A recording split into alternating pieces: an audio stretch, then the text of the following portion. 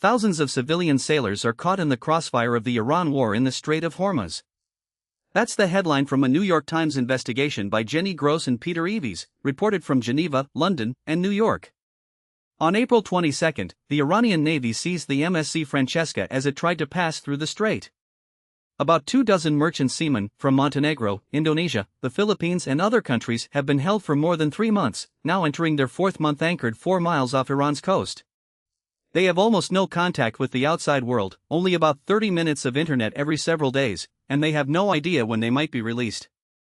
A person familiar with conditions on the Francesca described the situation starkly. The sailors have no means of communication except that brief, intermittent access.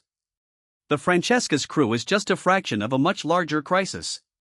After U.S. and Israeli attacks on February 28, followed by Iran's closure of the Strait, the International Maritime Organization says roughly 1,500 ships and nearly 20,000 sailors were immediately stranded.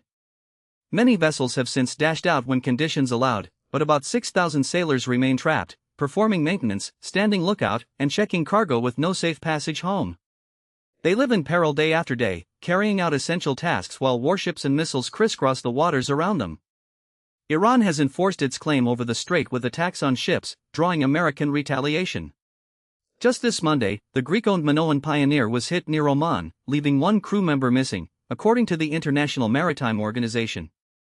And the conflict has broadened throughout the region.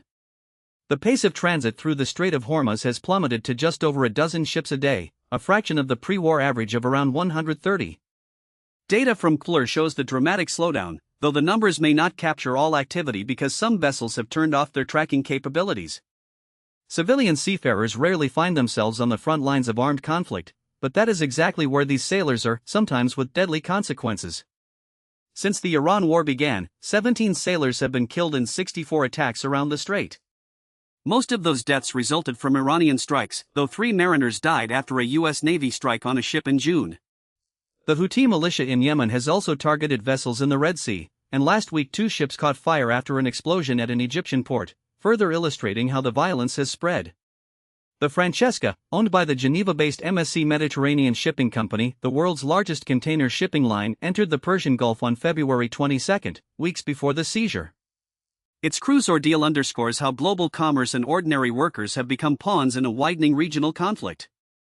With no resolution in sight, thousands of seafarers remain in limbo, their lives on hold in one of the world's most volatile waterways. That's the story for now. Thanks for listening, and stay informed.